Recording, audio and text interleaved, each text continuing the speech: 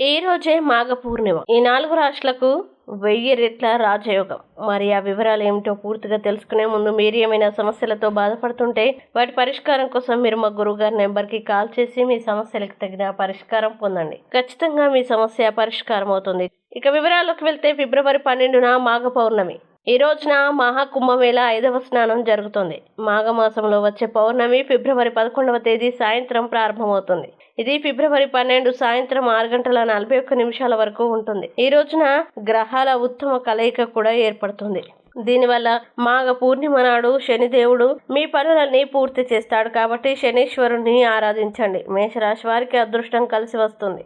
మీరు గురు ఆదిత్య రాజయోగ ప్రయోజనాన్ని పొందుతారు. ఈ సమయంలో ఆర్థిక లాభం కలుగుతుంది. ఆరోగ్య విషయంలో జాగ్రత్తగా ఉండండి. సింహం అప్రమత్తంగా ఉండాలి.